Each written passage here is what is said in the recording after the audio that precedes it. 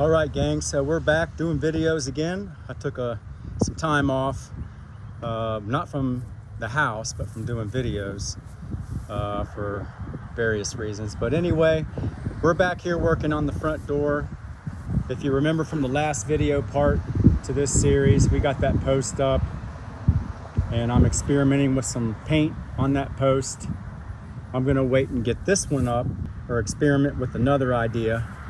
So we're gonna put this post up today on the right hand side, and then we'll have them both up and we'll be done with it. And then we just gotta decide how we're gonna paint them. So I have a coat of paint here on the back side that I'm letting dry in the sun. And we're gonna go down into the basement and hunt for some hardware to lock him down. And we'll be right back out here and we'll get it going again. So stay tuned.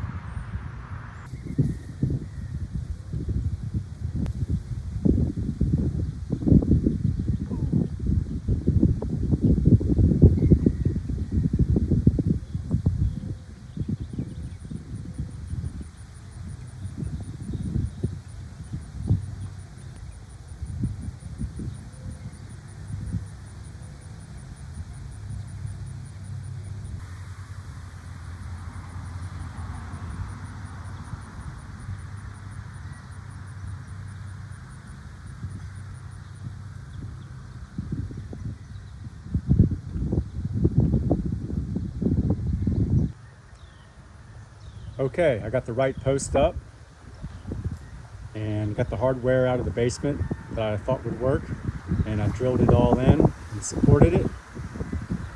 And there he is in all of his glory. Now what we're going to do is we're going to paint that right side like we did the left in red, and then we're going to get on the left side and add some yellow detail so that we can compare the two, so I can make a decision with what kind of design, what kind of color design I want to go with.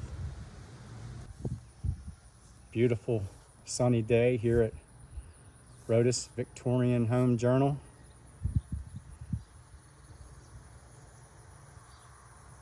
Here it is, my post. What do you guys think?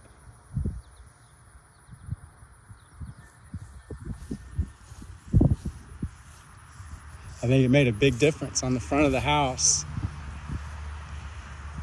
There's more architectural detail here on the front of the house with those posts. I know some of you who have a really keen eye for detail are going to say that those shades of green are different. What happened is, each time I ran out of a bucket of paint and I would take what little was left to the paint store to have them paint match it, which happened quite a lot of times as I went around this house doing all that detail up there. Each time the paint was matched, it would get to be a little different. So that's why the top, that limestone trim around the door, is a little different of a shade of green than my post. But no, I'm not gonna front over that. It just is what it is. But there it is, my post. What do you all think? Now, I'm thinking about putting a design up over that front door. A sheet of plywood with 2 corbels on the end, a top mantle with some crown molding, and some little corbels like you see right there, some smaller ones. Now it's just an idea that I'm flirting with right now. That's the second half.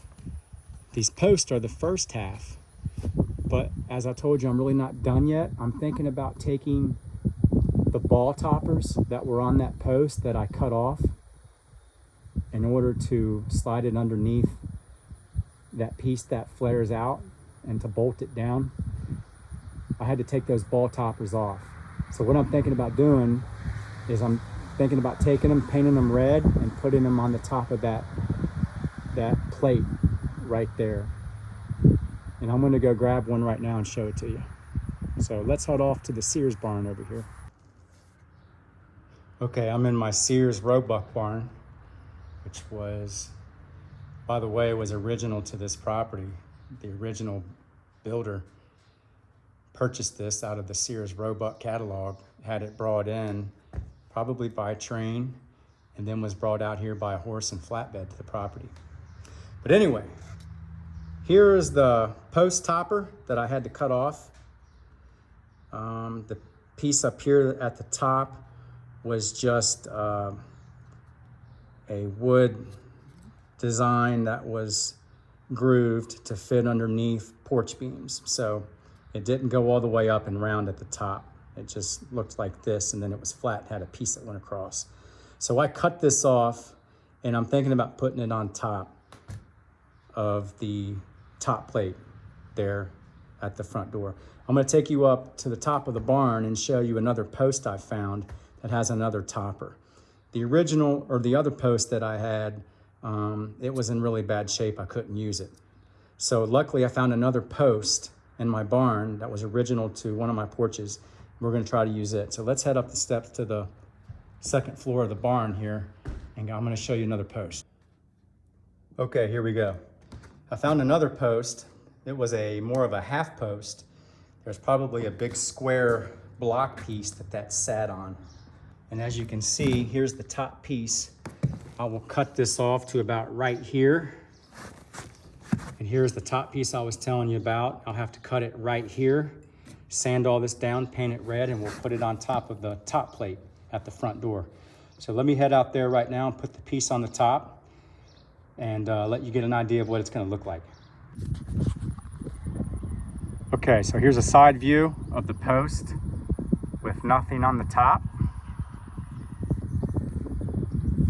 So let's go up there right now and put those ball toppers up there.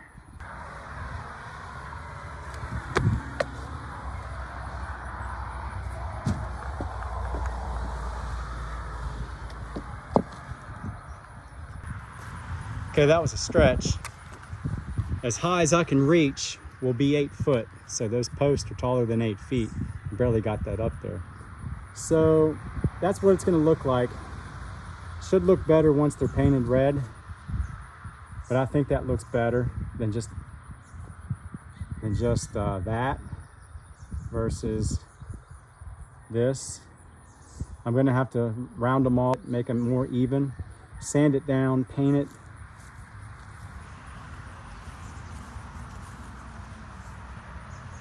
General idea. And obviously I'm gonna get it more centered too. The littlest things make the biggest difference.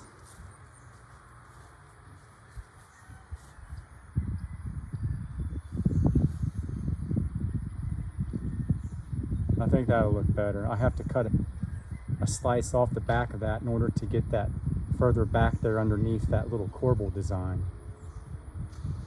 Okay, so let's get those painted, and we'll get that on the next video.